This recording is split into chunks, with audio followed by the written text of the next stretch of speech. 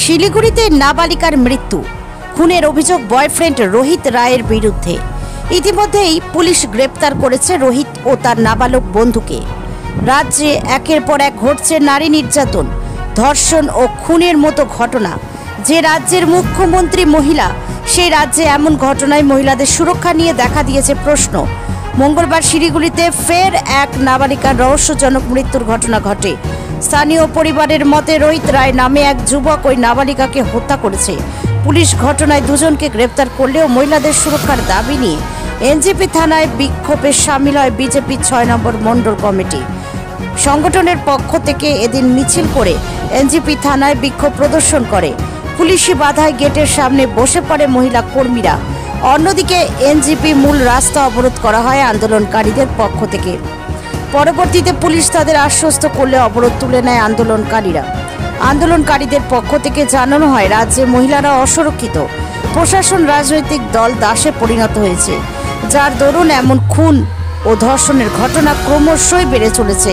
তারা মুখ্যমন্ত্রীর পদত্যাগের দাবি জানান।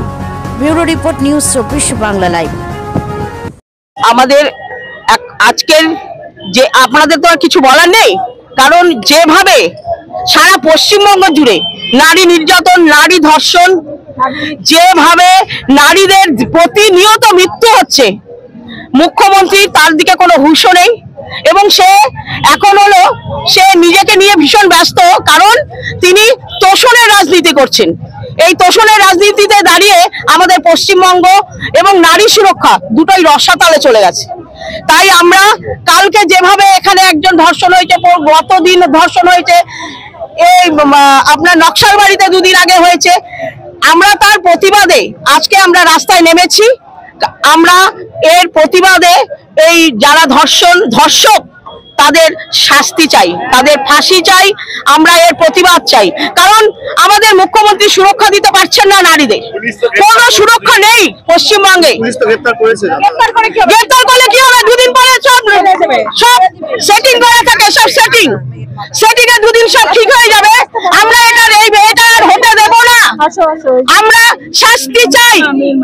এই যে দেখুন, মেয়ের মা এসছে, দেখুন আপনারা কালকে যে ঘটনা হয়েছে সেই ঘটনার হিসেবে ওই যে মেয়ের মা, তাকিয়ে দেখুন ওনার কি অবস্থা। প্রতিটা ঘরে ঘরে নারীদের এইরকম অবস্থা। কোনো মহিলা, বাচ্চা, বৃদ্ধা কারোর কোনো সুরক্ষা নেই। এই নাবালিকাকে ধর্ষণ করে পুলিশ আমাদের, এটা হলো চোখের একটা ধাঁধা, যে ধরে নিয়ে গেছেন। কিছুদিন পরে দেখবেন এর কোনো শুনানি হচ্ছে না। এবং প্রতিটা কেসই এরকম হচ্ছে। Gang case, rape case, gang rape case তো এখন সারা পশ্চিমবঙ্গ জুড়ে হচ্ছে। জেহাদিদের যেভাবে উনি তোষণ করছেন, সেই তোষণের এটাই হলো ফলাফল, যে আমাদের কোনো সুরক্ষা নেই, নারীদের কোনো সুরক্ষা নেই। উনি ব্যর্থ মুখ্যমন্ত্রী, ইমিডিয়েট ওনার পদত্যাগ চাই। আমরা ধর্ষকের শাস্তি চাই, ফাঁসি চাই, ধর্ষকের ফাঁসি চাই। আমরা তার যতদিন এটা না হবে আমরা রাস্তায় থাকবো।